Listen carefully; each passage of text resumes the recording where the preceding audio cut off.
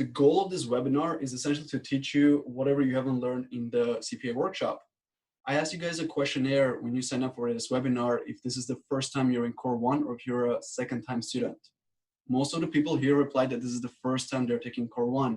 So I expect you guys to be a little bit new to the CPA program and you may not know all the ins and outs of the program. So my goal will not be to repeat whatever you learn at the workshops, but to give you anything extra to help you get over Core 1. So you are someone in Core 1 right now, and I know the workshop happened this last weekend, so a lot of you guys probably attended it. You're either a prep student, a university grad, or an internationally trained accountant. You're in this category and you're about to start Core 1 or you just started Core 1. Me, I'm an instructor here in Vancouver. I'm an instructor with a local institute. I'm also a case marker for the CPA program. I volunteer with CPA Canada to be a panelist, a mentor, a peer mentor, a financial literacy presenter. I've also been featured in several news articles as a CPA exam expert. So I graduated from CPA program a few years ago myself, and I'm really passionate about education. So I decided to get really involved in the CPA program and understand it inside out. So I'm one of the most knowledgeable people in the program, and I welcome you guys to ask me any questions you have. I'll be able to answer all of them for you. And today we'll be talking about Core 1, the first module in the CPA program. So let's first off cover the sheer basics of the program. Okay, so I want to make sure you guys are all aware of the program and how it works. It's the first of the 6 modules in the PEP program. As you know, as you probably learned in the workshop already, it is all online. You go through a platform called D2L or Desire to Learn.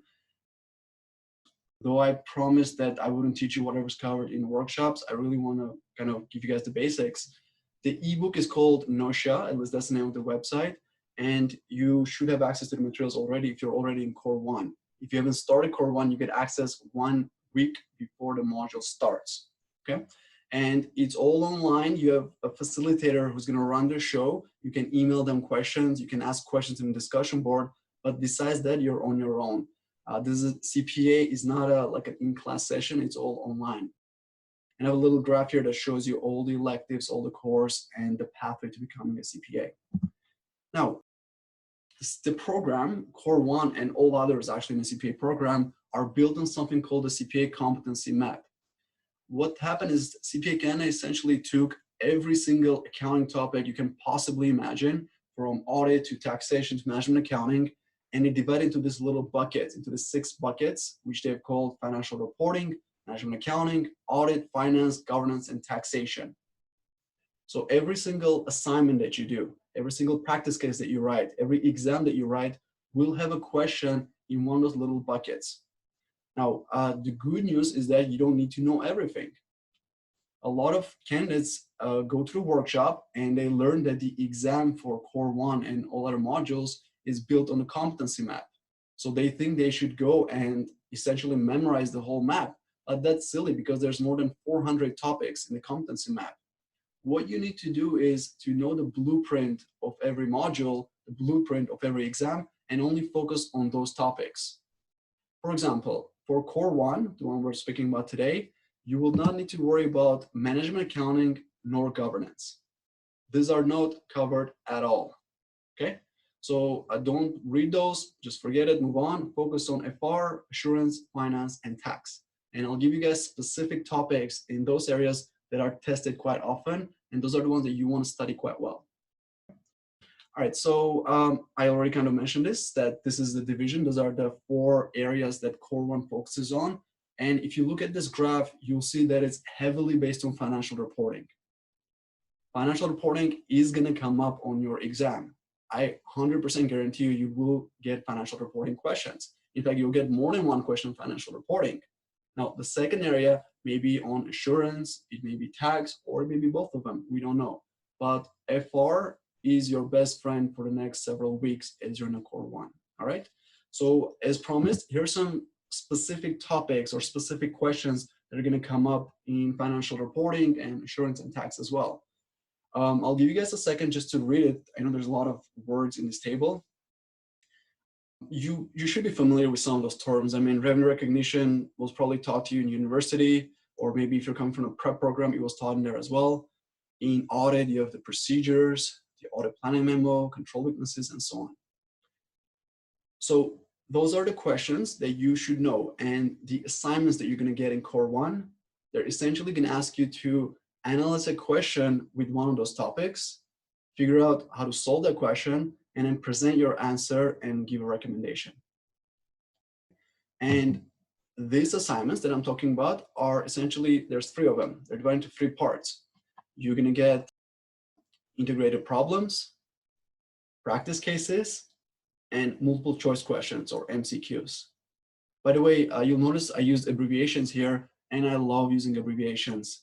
There's so much stuff, so much content in CPA program that using words, it just makes your brain explode. You want to use small abbreviations to compress everything. So going forward, I'm just going to refer to those as IP, PC, and MCQ. Okay. The little survival guide that I put down there is actually your guide. If you're in Core 1, you probably got this already. It's like a checklist that tells you every week what is due and what you're supposed to read on. But essentially, there's 3 assignments: the IP, PC, and MCQ. Integrated problems are essentially short answer questions. They're little skill exercises that focus on a certain topic, and you answer it in a Word or Excel together. You upload it, and you get marked on it. Practice cases are way more important than integrated problems. PCs are essentially cases.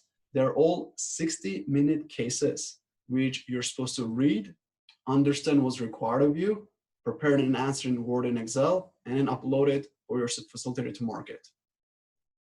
The exam for Core 1 is going to be like the practice cases, like the PCs. Okay, integrated problems are there to help you to kind of get your skills in place, but PCs is what you want to learn quite well.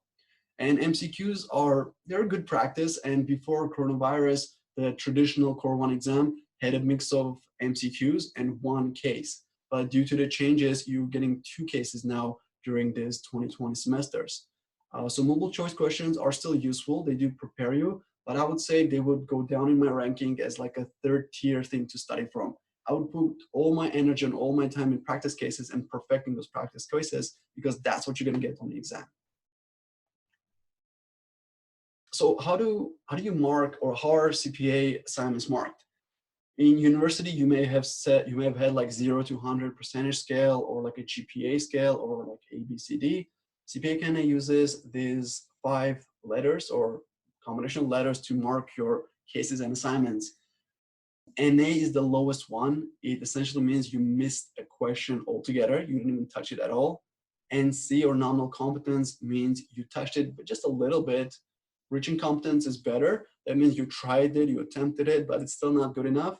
And C, competent, means you did a pretty good job. That's just like dead on. You answered perfectly. And competent with distinction, CD, is you went overboard. You answered it too good. And to be honest, CD and C are worth the same amount of points. So I wouldn't go for CD if I were you. I would put all my energy into getting C and not CD. Sticking to my theme of not repeating whatever you're going to learn in the workshops, I'm not going to dive any deeper, because you will learn this in the Core 1 program on the first weekend when you start. Just understand the marking and how it works. That's not the point of this webinar.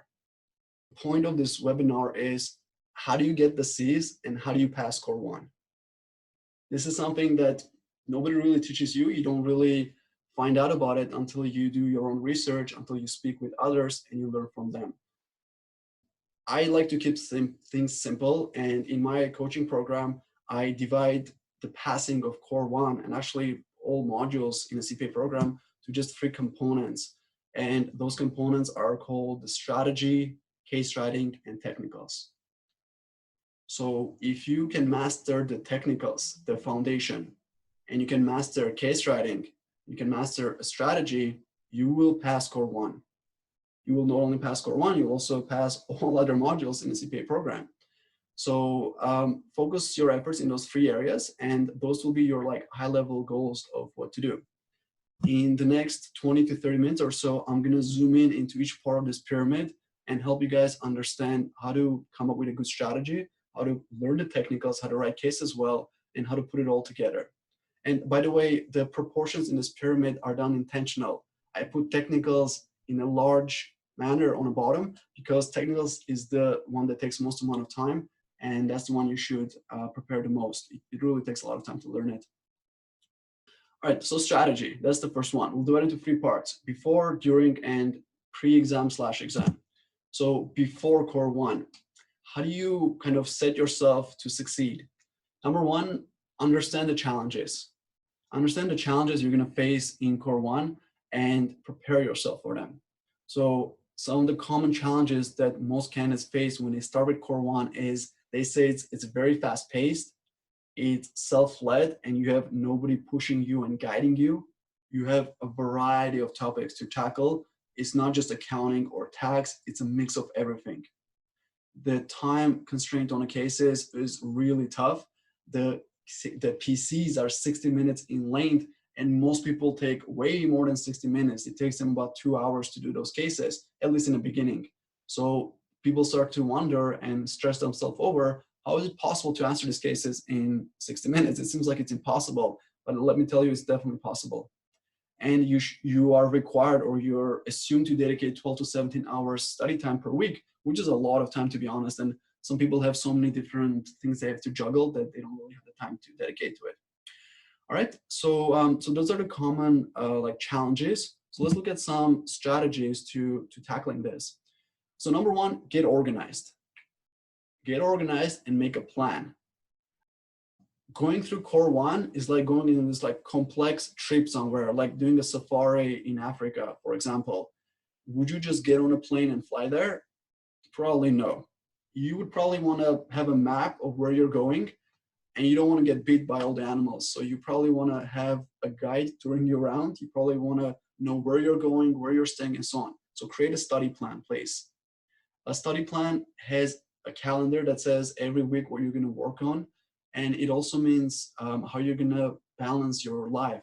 I mean, you all have work, you have hobbies, you have social and family life. Think about it and understand that you're going to have to make some sacrifices. You have to dedicate every day, every weekend, a certain number of hours on core 1. The self-led classes with little guidance, if you find a good study group, that'll help to eliminate this challenge. You can find study groups on Facebook. For example, this webinar was started on my Facebook group. You can ask for a study buddy in there and you can study together. For the wide range of topics, understand that there's 400 topics, but only a select number of them are tested over and over, and focus only on those topics and summarize information as much as possible. And for the time constrained cases, it's all about moving on. When you're writing a case and it seems to go on forever and you can't answer a question, know that you are going to get the solution. CPA Canada releases all the solutions to all the cases as soon as you submit it. So don't waste hours and hours trying to come up with a perfect case. If you're stuck somewhere, just do whatever you can, submit it, get the solution, and then learn from the solution. That's perfectly fine in the first 2 weeks of core 1. And again, for the study time, as I said, learn how to balance your personal life and your school life. It's really, really important that you do that. I would say those challenges that I've listed there are the number 1 reason students get stressed in core 1. And if you do the strategies that I've proposed there, you'll be way, way less stressed, and you'll be able to manage it quite well. Okay, so here's some winning mentalities that I teach to my students, and I suggest that you adopt as well. Number 1, accept that core 1 is the most important thing for you right now. Passing core 1 is the most important thing for you right now, and it's more important than going out with your friends or watching Netflix or whatever it may be. Put all your hobbies away for the next 8 weeks and just focus on this. And I'm not suggesting that you burn yourself out. I'm suggesting that you study smart and have some time for yourself to relax and enjoy yourself, but do it in that order, that you first do your work and then you relax. Don't do it the other way around. Don't think that this is some course that you'll be able to wing it and pass. Nobody has ever passed the CPA program by just winging it. You really have to put in a lot of hours and a lot of work. And lastly, try not to be a perfectionist. Try not to be an idealist, and try not to get perfect results. If your calculations are somewhat accurate, you'll pass. The words that CPA Canada uses is reasonably attempted.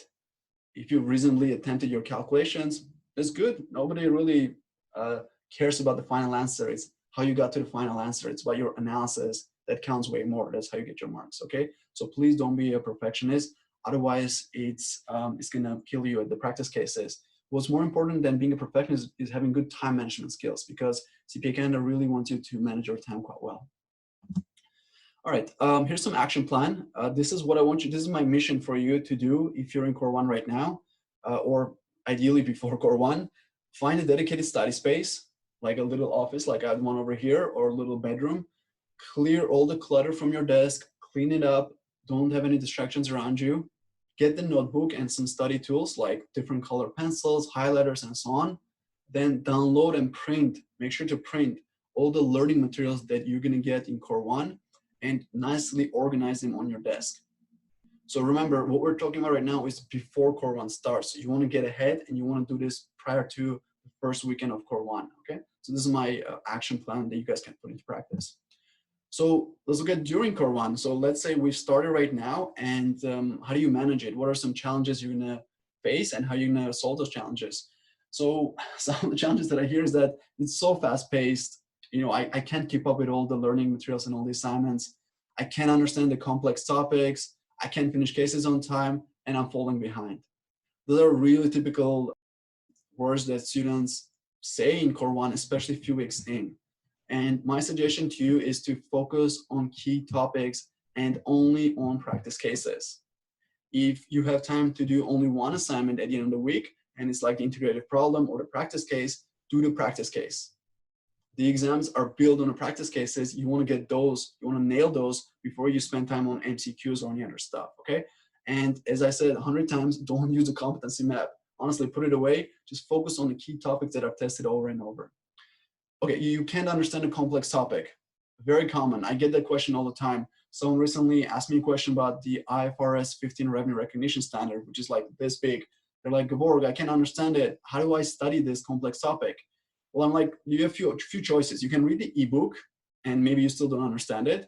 You can maybe ask someone to explain it to you, but better yet, go on social media and ask like the whole country with hundreds of people in the program for help. If you have a study group in WhatsApp, you can use that. You can ask it in a Facebook group. Just literally ask your technical question there, like, can someone explain IFRS 15 step 1 for me, please? Something like that. Or you can go on Reddit and make a post there and see if someone can help you. There's thousands of accountants on Reddit, accounting subsection or subreddit, and they can give you help with that. I would also advise you guys to go on YouTube and search it in there, but be really careful with YouTube. People kind of lie to themselves. They're like, I'm going to go to YouTube and search, accounting standard. And then 2 hours later, you're like, whoa, what just happened? I was looking at those cat videos and stuff. So just be careful when you go to social media. Be very focused and go after what you have and then get out of there. Don't spend any more time. But I've seen like hundreds of people get their answers on social media. You're not really stuck. There's always help available. Don't be a perfectionist. I'm repeating it again for my can't finish cases on time challenge. And if you're falling behind, if you're like 3-4 weeks into Core 1 and you really feel like you've fallen behind, you must find support. It's better you get help rather than fail Core 1, because failing Core 1 means you wasted time, you wasted money, and it's gonna mentally drain you. And I'm gonna talk more about support options later. I'm gonna give you guys a lot of support options by the end of this session. All right, here's my action plan. Another mission for you to accomplish if you're in Core 1. Going forward, as the weeks progress, step 1 is to study technicals and make nice notes for yourselves. Okay, so you can make notes using a notebook. You can create flashcards. You can make notes on your computer if you wish, though I advise against it. And then when you study technicals and make notes, attempt the multiple choice questions because they're very small. You can do a batch quite quickly and you can learn quite a bit from them. So that should be your second step. Just try a batch of multiple choice questions. Then try the integrative problems, kind of practice your knowledge. And lastly, practice the practice cases, the PCs, because those are like the exam simulations. And if you've done your reading, if you've done the MCQ and IP, you should be kind of built up to the point where you can do the practice case.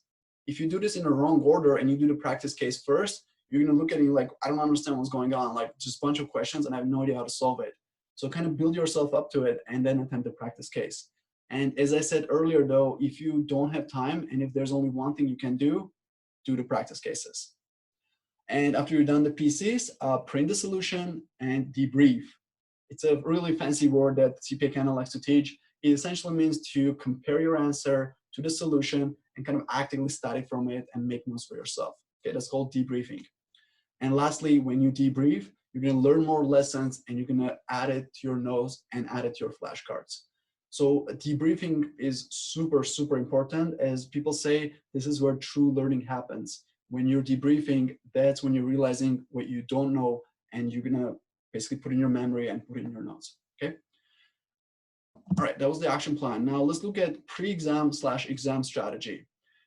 Leading up to the exam, a lot of people feel very panicky. The consensus between students is that there's so many things, I just can't remember everything. I feel like I'm going to forget everything. And occasionally students panic because of IT issues. They wonder if their computer can handle the software, the connection to Notia and all those things. So those are some challenges you're going to face near the end of core one. And what I suggest that you do is to test yourself. Testing yourself means essentially take pen and paper out or get a study partner and try to tell them everything that you learned. For example, if I was your study partner right now and it's the end of core one, we could be quizzing each other. We can use flashcards for it, for example. As an example, I may ask you a question, tell me everything you know about financial instruments. And you would literally verbally tell me, okay, financial instruments is IFRS 9, it includes financial assets, financial liabilities, recognize financial assets, it has to be this, and so on. And then I ask you a question and you ask me a question and we go back and forth. If you're alone, if you don't have a study partner, just take a piece of paper and maybe write down everything you can think of on each topic. And what you'll realize when you do this is that you know way more than you think. You'll realize that you have an immense amount of knowledge and you've learned a lot in the last few weeks, and that should hopefully reduce your panic levels and you should be okay. And remember only the key topics. Remember that you're not going to be tested on everything, right? Just on the key areas. And for the IT issues, just get your laptop in order, like check your connection, make sure it's fine, and hopefully that will reduce your stress during the exam time or leading up to the exam. One last thing I'll say here is, don't study too much the day before the exam. You should take a day off before the exam. I suggest that just to kind of get your mind off work, but don't do like a whole nighter studying like crazy topics the day before the exam. You're just gonna end up being stressed and perform poorly. So before week 8 is over, you should be quite comfortable with all the topics, okay? All right, here's my action plan for pre-exam. I suggest that the last week of core one, that you review your notes, okay? Not CPA Canon notes, your personal notes, and your flashcards. Reattempt the PCs, reattempt the IPs, take a day off, as I just mentioned. Do like this one final review to just bring it all together, and do not study on the exam day. Take some time off from there. All right, so that was our strategies. And a question you guys may be asking is, how many C's do I need for the exam? I've kind of said many times, you don't need to get, you don't need to know everything and all this, but at the same time, you need to get a lot of C's to pass the exam. And just to come back and remind you guys, C was the grade that meant competent, and you're marked on the cases using that scale, like NA, NC, RC, C, and CD. And it's not just like one grade. All the various parts of the case, all the various issues will be graded on it, okay? Those various parts are called assessment opportunities, or AOs. But let's like look at this question. Let's see how many C's you really need to pass the exam. So here's the thing. I coach a lot of students, and I got a lot of feedback from the students on how they performed and what was their result in the last 2 exams, in July and September 2020 exams. In this table, you're going to see 5 areas and result. The areas essentially mean the competencies. In July and September, there were 2 cases in the exam. And those cases will have financial reporting and 1 or more other area. So those 5 areas that I've put there are essentially the financial reporting and 1 or more of those other areas, right? So for example, area 1 could be financial reporting, area 2 could be assurance, area 3 could be tax, then area 4 could be financial reporting again, and 5 could be tax. So those are like 2 cases merged together, and those 2 cases are the whole exam. And what I'm trying to explain and what I'm trying to get at is, how do you pass this exam? What are you supposed to get on both of those cases? In this specific case, the candidate got C's in all topics in both cases, and they clearly passed. And this is like an actual result from a student. So ideal, if you get C everywhere, which is the highest score or the pre-last score, you'll pass, okay? Very easy. Now, here's a couple more students. Candidate number 2 and 3 got a lot of C's, but they also got a few RCs here and there. RC meant reaching competent. It was the one before competent. And the result was MP, which meant marginal pass. Marginal pass is like a pass, except you were pretty close to failing. Doesn't really mean much. It's a pass as far as you're concerned. It doesn't bring down your score. And if you get marginal pass on every single module, as far as I know, you should still be okay. What we're seeing here is that you can actually get away with a couple of RCs, okay? What the lesson here is that if you don't get perfect in all area, you should still be okay, because there is a little bit of forgiveness there. There's a little like margin of error there. Now, I'm sure someone in the room here is going to tell me at the end of this webinar that they know someone who got NC in one of their cases and they still passed. And if you know someone like that, please ask them to reach out to me, because I would love to see their performance review. Because as far as I can see, as soon as you get a lot of RCs, you essentially fail. In student number 4, candidate number 4, this person got RCs on combination of both cases, and they failed with decile 2. Decile 2 is a metric, a statistical metric of how close you were to passing. If you're close to 0, that means you were pretty close. If it's closer to 10, that means you were far. So this person from July and September exam got RC everywhere and then decile 2. That means if you go to this exam with a mindset, oh, I'm just gonna do like average everywhere, I'm just gonna get RC everywhere, you're still not gonna pass. So you do need a couple of C's in those cases and a couple of those topics, like in FR, in insurance, whatever that area may be. Getting RC everywhere just won't do. You'll be very close, but it won't do. Here's another report card from a student who got 2 NCs, but the rest were C's, and their decile was 3. So they were also pretty close to passing. They were also pretty close to marginal pass, but those 2 NCs really brought down their mark. Essentially what you're seeing here is candidate number 5 did really great on the first case, but they bombed the second case.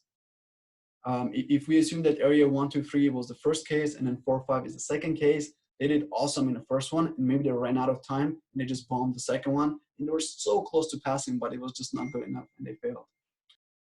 And here's candidate number 6. They got a mix of NC and RC, and this is a clear fail. They're at decile 5. For someone with this kind of marking, I wouldn't even recommend to appeal your results, because there's a very low chance that they will turn your mark around, because decile 5 means you're quite far from passing. Right, so the lesson here, the lesson learned from this statistics, which by the way has never been broadcasted anywhere as far as I know, the lesson here is that you can get away with about 2 RCs max. The rest must be Cs. Maybe you'll get NC in one area, then watch out, because it's very unlikely you'll pass with 1 NC unless the average performance was poor. The exam is marked on number of competencies and on average performance. Because if you look at candidate number 2 and 3 in my graph, number 2 and number 3, they both got marginal pass, but one of them got 2 RCs, the other one got 3 RCs, yet both got the same mark. So it really depends on the average performance in those areas. But just make it your goal in your mind that you're gonna get 2 RCs maximum and the rest are just gonna be Cs, okay? One more thing I wanna add to this is that if we say area 1 is financial reporting, for example, it's not just one question that is gonna give you C or RC or NC, it's a combination of questions. So the exam case is gonna have 2 cases, and the case will be broken down into several questions in different areas. And a combination of your answers will give you either total C or accumulated C or RC and so on. So what I'm trying to say is if you do poorly in just one question, you're still fine. Just make sure you do really good on the other questions. Otherwise, it's going to really bring down your score. Okay. All right. This was pretty lengthy, but to me, strategy is the #1 thing. So that's why I like to take my time to teach you guys the strategy before moving forward. Don't worry about the next few parts though, because we'll go through it a little bit quicker. So technicals, that's the second part in our pyramid, the big one. Here's some suggestions on how to learn the tech. Number one, use the ebook. It's pretty useful. It's got all the latest content with assignments and practice problems. Read it, study it, and make notes for yourself. Again, know what to focus on. I said it a few more times, but don't study everything. Know what the blueprint is, like 50 to 70% of financial reporting. So you definitely want to focus on financial reporting for core one. Find your learning style and learn the way you're comfortable with, the way it sticks in your mind using flashcards or summary pages or whatever it may be. And lastly, make sure to start early, because if you start late, then you're going to fall behind. And it's one of the worst things that can happen to you in core one is falling behind. Okay. And one more thing, use summary pages. In the ebook, you're going to have access to the summary pages, which are really nice consolidated summaries of the topic that you're going to see in the ebook. So that's all I had for technicals. It was just one slide, but technicals takes a lot of time to master, but it essentially comes down to having your own learning style, like reading the ebook and making notes in your style. Okay. Case writing, my favorite topic. So I define case writing as the art of applying technicals to solve CPA cases. A CPA case is always, in core one, is always 60 minutes. Later on, it becomes even longer. And it looks something like this that you see on your screen. The case begins explaining your role, like you're a CPA. It always says you're a CPA, by the way, and you work for such and such company, and you've been doing this so many years, and so on, and it goes from there. You'll see the suggested time is 60 minutes. It always shows it in the cases, and it gives you the dates, various information. So the challenge with cases is that the questions aren't that well defined. You have to kind of figure out the question, or we call it required, yourself, and then figure out a good way to write it in a memo format to the users. My suggestion to you for success is to create an outline of your case. An outline is essentially a skeleton. When you read the case in a piece of paper, write down in a header format all the various parts of the case. For example, like issue number 1, issue number 2, the users, and so on. The CPA kind of teaches you. I have my own way of outlining, which I teach my students, but you generally have some sort of outline method, you'll be okay. And you can do it on computer or on paper. A computer outline is like directly tapped on a computer, while a paper outline is more so you take a piece of paper, you make like notes there, and you go from there. And make sure to manage your time well on the cases. It's very easy to get bogged down and like spend a lot of time on one issue, but watch your time and give yourself, let's say, like 15-minute blocks on each issue. Say 15 minutes on the first one, 15 minutes on the second one, and so on. You will typically get 5 AOs in every case in core one. And if it takes you about 10 minutes to read and digest the information, then you'll get 50 minutes to do 5 questions or 5 AOs. So it's about 10 minutes per issue. It's a good idea to kind of look at your watch, and as soon as the time is up, move on to the next issue. It's really important to time manage your time real well, and it becomes even more important when you get to the higher levels of the CPA program. And make sure to write just enough to get our CNC. Don't put like whole blocks of paragraphs and stuff like that. It's just not a good idea. So here's the same case as an example. As I was saying, the number one challenge in case writing is to find the right requireds. Like, what do they want you to do? And in this specific case, I'm not going to make you read all of it. They asked us to do 2 things: to prepare an audit planning memo. And in the last paragraph there, they're saying, prepare a memo analyzing the new accounting issues for this company. What you want to look for to find the requireds, which are again, the number one thing you're looking for, is to look for action words, or what we call triggers. The action words are prepare, analyze, advise, recommend, show, ask, whatever. If it's a verb, if it's an action verb, that usually means they want you to do something. And you will, on the exam, I promise you're going to get the question, can you prepare a memo addressing accounting issues? 100% is going to come up.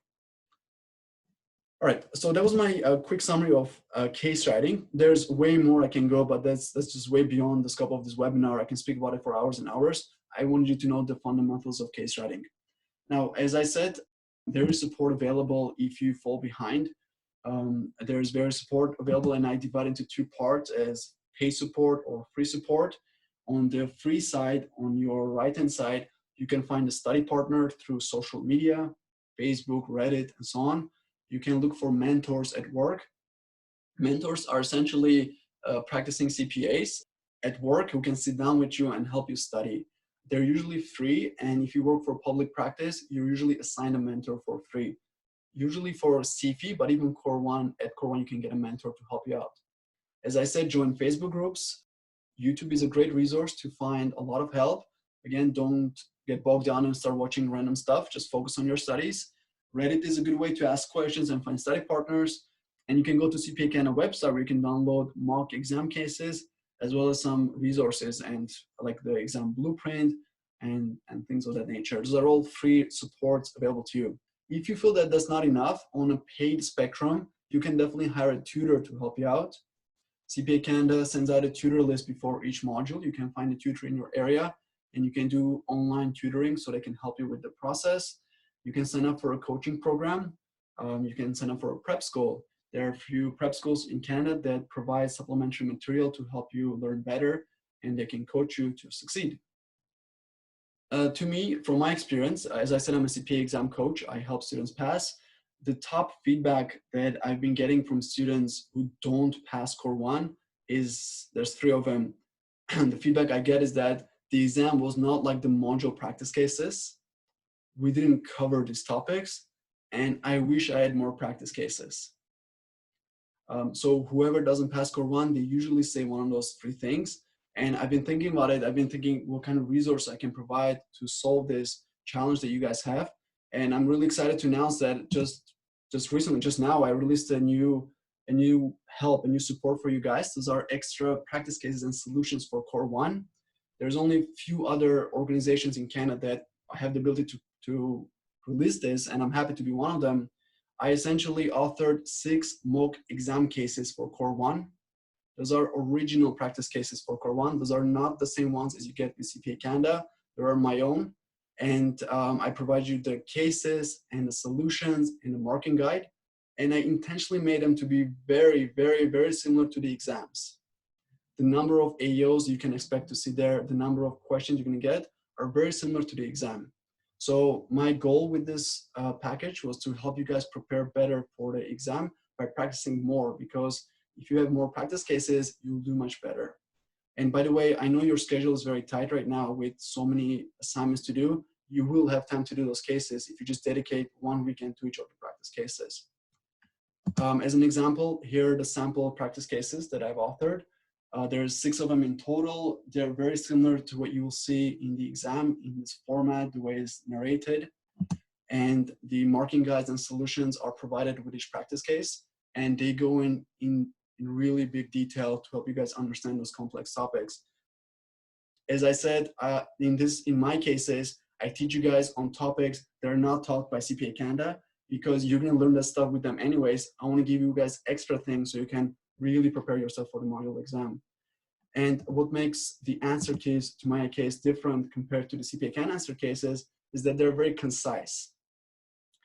If you look at the solutions that CPA Canada cases provide, they're just big chunks of paragraphs which are really hard to digest. The solutions that I've authored are in bullet form, very easy to follow, and you can pretty much mimic this when you're writing your cases and when you go to the exam, and you can actually manage to write in 60 minutes by following this format, by using the bullet points that I have available here. You guys can check it out at my website, which is gevorgcpa.com/cases, or you can just Google my name and just go to my website and click on practice cases. I have a free preview of the 6 cases and solutions. You can check it out. And if you like to learn more, just let me know. My contact information is there on your screen right now. And that's it for today. Those are my hints and tips for you guys. So I'll open the floor for questions. Again, thank you so much for your time. We went a little bit over than I expected. It's been about an hour, but I'll stay around for maybe 15 minutes or so and answer any questions that you guys have. So I'll open the chat box. Let's see what are some questions here. Where's the first one? Okay, that's a really good question. So the question is, how has the pass rate changed now that the exam is 2 cases and not 1 case and MCQ? That's a really good question. So the pass rate has generally been about 80% for Core 1. FYI, that's the lowest pass rate of all modules in the CPA program. only CP has a lower pass rate, but Core 1, a lot of people fail Core 1. And I don't have an answer for you because CPA Canada hasn't released the pass rate. They usually release it a few months, maybe a year after the sessions have gone through. So I don't have a statistic to fall back on to back it up. I really can't answer your question right now, but if you wait a few more months, CPA Canada will release the CP results, and with CP results, they'll release the Core 1 and Core 2 stats, and you'll be able to see how many people passed or failed. So sorry, I don't really have an answer, but we'll find out in a couple months. I've struggled with the MCQ, which resulted in me failing Core 1 twice last year, and it's been mentally draining me, and this is my last chance at taking Core 1. So yeah, you have 3 attempts at Core 1, so I can see why you'll be stressed about it. It looks like you've struggled with MCQ, so this is good news for you. I would say this is your chance. Try it right now. If you're not in Core 1 yet, definitely register. Since you now have only 2 cases, and if MCQs are the areas you struggle with, then maybe you'll do much better with the cases. I can't really comment on the pass rates again, but I feel like if you are not good at MCQs, this is a really once in a lifetime chance to try it one more time and just focus on case writing. And those supplementary cases that I provided, definitely get them and practice them, because if you do more cases, you'll have the upper hand over your competitors in the program. Okay, another question. Notia eBook is an important resource in order to understand the topics, but how can we utilize the CPA handbook efficiently? There's so many chapters. How should we utilize it? So Jay, I pretty much covered it when I spoke about the technicals chapter and slide in my slides. So the ebook is huge, and there's like hundreds of pages. Find a way, number one, focus on the right areas, and then find a way to study that works for you. For example, creating flashcards that may work for you. You can try that. You can perhaps take out a notebook and kind of write down a skeleton of the chapters, like the topic sentences. That works for some students. It's not easy. I'm not going to tell you that it's easy. Some topics are really complex and take a lot of time to understand. Try your best and try to keep it as concise as possible, just like writing down the headers and just the most important key topics, and then attempt exercises. And one more thing I'll add to that is that if you find that you're not learning from the ebook, from Notia, then just try to do the practice case, like apply the technical, even if you're not good at it. And when you look at the solution for the practice case, you learn from it. You learn much better from the case solutions better than from the ebook. So don't spend hours on the technicals, really just focus on case writing and take it from there. Are there always 5 AOs for both cases in the exam? So merely don't know there aren't. So everyone who writes an exam is essentially, there's different number of AOs for the exam. That's my short answer. I cannot give you the exact details of what is on the exam, but it's not always 5 AOs. You may get 4 AOs sometimes. You may even get 6 or 7 AOs sometimes. So in the last 2 semesters or the last 2 exam sessions, I would say on average there were 5 to 7 AOs on the exam. So that's what you're looking at. But on the practice cases during the module, it's always 5 AOs, always, every time. So you can see why students say that the exam felt that it was different than the practice cases, right? Because in practice cases, you get always 5, and then the exam comes and there's like 7 AOs there. And you're like, what the hell? I still have 60 minutes to do it, but I have more questions now to tackle. So be ready to do up to 7 AOs, but it's on average 5 to 7. How useful is it to revisit AFR prep courses before Core 1 starts? That's a good question. I think it's pretty useful. I mean, prep program is kind of similar to what you get in PEP, at least it builds up to it. I think it's pretty useful, especially if you go back and make notes on financial reporting topics. Understand that FR is the most tested topic in Core 1. So if you can have good FR notes for yourself, that will help you. I remember when I was in my workshop for Core 1, the facilitator said that a lot of things that you were taught before now has been wrong.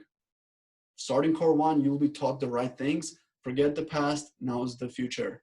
So be prepared to relearn some things and to change your mindset. It's kind of useful, but you will add like a lot to it. Hopefully that answered your question. Let me know if it didn't. What is the best way to write the first IP and practice cases? German, follow the advice I mentioned in my action plan. I said, first, read the technical chapter as per the survival guide. For example, it will say, read up on financial reporting, revenue recognition, and read up on audit, as an example, right? So then the way you write the IP and PC is you open Microsoft Word and Excel, you write a header like to, from, re, and then write like a letter, like a memo to someone. Don't put an introduction. Don't say, dear controller, here's your answers. Don't make it very like, friendly. It's just a case, a professional case. So to, from, re, your header, and then jump into the first issue, like put it in big blocks, like make it bold, and then just answer your question. Then move on to the second one and move on to the next one. And then save your Word file, do all your calculations in Excel, save your Excel, and upload both of them to D2L, and that should be it. Don't convert to PDF, don't zip them, you don't need to do any of this stuff. Just Word and Excel will suffice.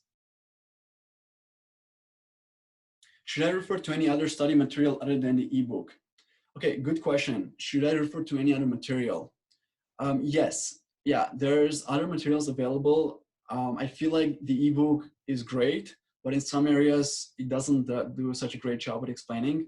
You will probably want to go to the free resources that I mentioned. By the way, guys, Google 5 free resources for CPA or free resources for CPA. I wrote an article for a magazine or for like a news magazine called Canadian Accountant about 5 free resources you can get to supplement the ebook. Check out what I wrote there. And most of those things are like social media items like Reddit and YouTube. You can refer to those material. I can't think of any other material that will supplement you in addition to that. I feel like the ebook is quite useful. Only those complex topics are kind of hard. And for that, you'll need to go above and beyond and look at some other resources. Hi, I just wanted to know how long Core 1 exam is. I heard it's either 2 or 4, but I'm not sure. So typically it's 4 hours. Typically it's 4 hours because you have one 60-minute case and you have 3 hours to do about 75 multiple choice questions. Typically, with coronavirus, with the working from home and remote exam situation, this has changed. Now you have 2 cases to write. Each one is 60 minutes and you get a 15-minute break in between of them. So it comes down to about like 2 hours and 15 minutes roughly, or maybe 2.5 hours. I'm not sure if they give you like extra time in the end to upload or whatever, but it's roughly 2.5 to 3 hours now because there's only 2 60-minute cases and there's a 15-minute break in between so that you have a chance to upload your answer and you get the second case, you write that, and then you upload the second case from your computer to their servers. Do we get the ebook in our exam? So the ebook, which is like any other textbook that teaches you stuff, is not allowed to be used on the exam. The second book, which is the CPA Canada Handbook, which the criteria, the tax act, and all that stuff, you have access to it and you can use it. Okay, so the textbook ebook, which is called NOSHA, which gives you like explanations, examples, you can't use it. But the handbook with criteria, you can use it. Okay, Jay, you mentioned you're referencing to IFRS ASPE book. Can you please let me know? I guess you mean the handbook, right? I guess the CPA Canada Handbook. The CPA Canada Handbook, which gives you the ASPE and IFRS criteria, is very technical. It's like written like in like a legal language. It's very hard to interpret it. To get good at it, you have to do a lot of cases.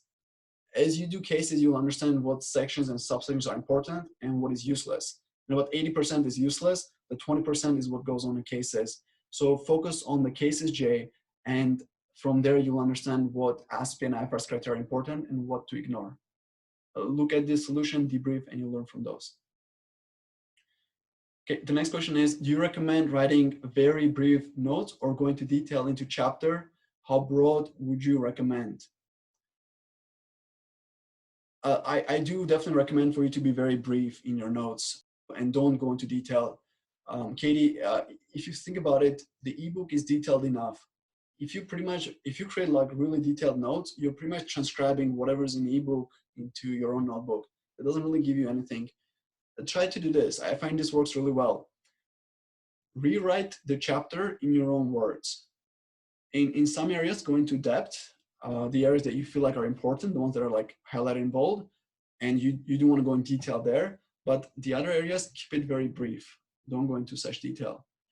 So yeah. So my like short answer is keep it err on the side of keeping it shorter than longer, because there's so many chapters that you want to condense the information. You don't want to make any more of it. That'll make your life much easier.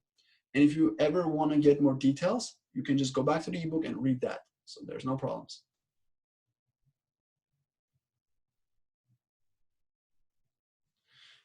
Okay, so Jay, I feel like I answered your question, but let me know if you're still unclear on the handbook, the standards and the parts. As I said, it's all about the practice cases. If you're planning on starting Core 1 in the new year, would your cases be beneficial to do them now, even while taking last, Kathleen? That's a great question, and for sure they're beneficial. The topics that come up on the exam are essentially the same financial reporting, tax, and insurance questions that have been tested all this time.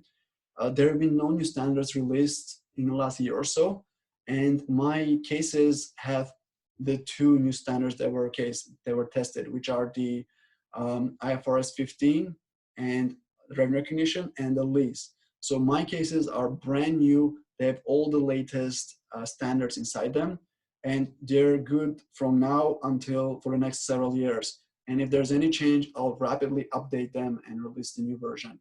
So if you're taking Core 1 in next year, they're definitely good for you. If you're going to take Core 1 2 years from now, I feel like they'll still be useful to you. Maybe one of the questions will need to be updated, and I would update it by then. So you can take advantage right now if you'd like to purchase it, and it will definitely be good for you for January 2020. Absolutely. Do you know if the December exam will be the same format as the September exam? Will it still be 2 cases? Oh yeah, absolutely. They announced it in their COVID-19 section that the December exam will be 2 cases.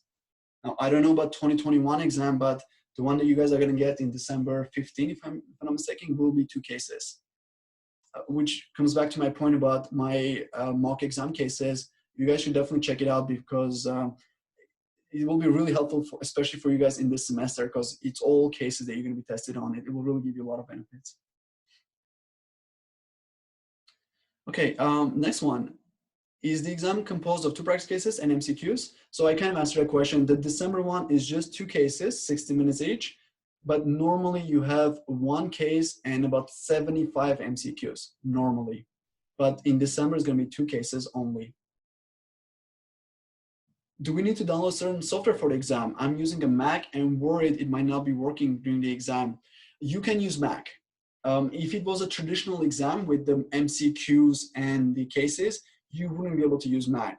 There's a special secure software that you would have to download, which doesn't work on Mac. But with the current method for December exam, Mac will be fine. You just need Word and Excel and an internet connection. That's all you need. You can write it at any point on earth that you want, as long as you have those 3 things. But if you end up doing Core 1 in the next year, and let's say things have gotten better and you're in the exam room, you do need to get a new computer. The Mac won't do in the normal exam circumstances. I have access to Notia in prep. Is it the same ebook used for Core 1? That's a good question. I can't really answer a question because I've never seen the Notia from the prep perspective. If you want, shoot me an email. My email is there on your screen. It's gevorg@gevorgcpa.com. Send me a screenshot of what the chapters look like for the prep Notia that you have, and I'll be able to tell you right away if it's the same as in Core 1. I'll reply to you right away. Just send me an email when you get a chance.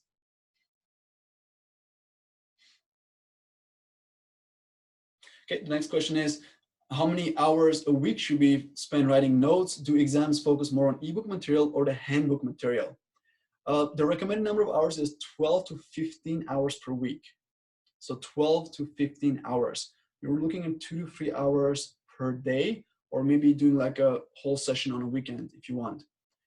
Now, if you're asking just on writing notes, then yeah, maybe out of 12 to 15, which is the total, maybe half of that should be spent on writing notes. Maybe you should spend 6 hours per week reading the technicals and making notes. In the beginning, it's going to be way more than that. In the beginning, as you're getting used to things, you'll be spending like 10, maybe 12 hours just reading and making notes, but that's okay because you're learning. And then you'll spend a couple hours on the IPs and PCs and so on. And the next question is, do the exams focus on more ebook material or the handbook material? So think of it this way. You have the handbook, and the ebook is kind of like the explanation of the handbook. Okay? The handbook is the Bible, and the ebook is the interpretation of the Bible, so to speak. So the exam will be focused on the Bible, on the handbook. You're gonna get a question on the exam, which will be something like this. Our company made sales last year of $2 million, and we recognize it all as revenue. Could you please advise if it should be recognized as revenue? To answer this question, you're gonna say, as per the handbook, let's say IFRS 15, revenue should be recognized when this and this and this is met. Therefore, I recommend not to recognize revenue because this and this has not been met. So you can see it's not really the ebook, it's the handbook that you use during the exam. The ebook is just there to help you understand the handbook.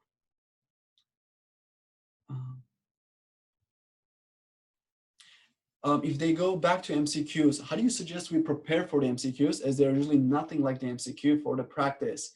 Yeah, that's a good point. You are right. MCQs that you get on the exam are pretty tough. They're not like the ones you get in practice.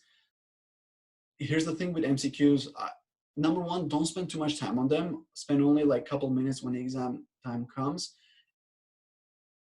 I feel like the practice assignments that you see in the ebooks are a good way to prepare for the MCQs. Other than that, I really can't think of like a surefire way to prepare for the MCQs. The three things I would suggest to do is do every MCQ in Core 1 at least twice, and there's a lot of MCQs given to you. And secondly, do all the assignment questions in the ebook. I find those really help with the MCQs as well. And lastly, try to understand why are you struggling with MCQs. Is it possible that you're like overanalyzing, you think too much, or maybe you're spending too much time on them? Because with MCQs, it's normal to guess a lot and to skip or kind of not spend too much time. And a lot of people still get C on it by doing that. So if you want maybe a private session, we can have a chat. I feel like you have a certain weakness in MCQs that we really need to focus on, find out if we're fixing, because MCQs shouldn't be so challenging for you. Technically, case writing is more challenging than MCQs. So something is going on there, and I think we'll have we can have a discussion, or feel free to send me an email. We can maybe talk through email about that.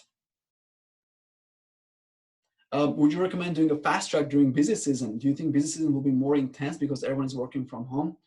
Really good question. So fast track is essentially, and with fast track, you don't take 8 weeks. You take, if I'm taking 20 weeks for Core 1, but don't quote me on that. But it's way more than 8 weeks. Maybe it's 16 weeks.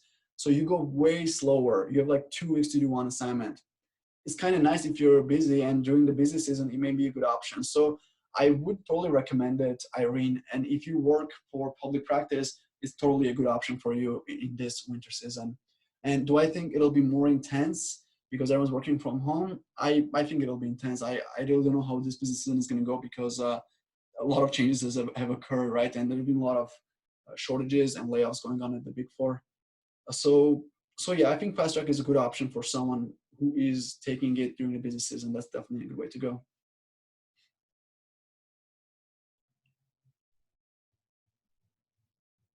Yeah, and someone else just asked about the same thing. They said, I heard that Core 1 can be done in 16 weeks rather than 8 weeks. Is there an option for that? So you can do fast track, which is 2 courses together. So I guess it goes back to the previous question, is if it's worth doing Core 1 and 2 together. And I'll say if you're like not working, in that case, it's a good idea. Otherwise, it's not a good idea at all. And that was the last of the questions. So thank you guys. I love your participation. Thank you for asking me all the questions. And hopefully I give you guys more value than you will get at the workshops, because you will learn all the basics in a workshop anyway. So I didn't want to waste your time. So thank you guys for attending. I will upload this to YouTube if you guys want to watch it later on. And if you have any questions, just contact me. My information is there on the screen. So have a wonderful night, and I'll see you next time.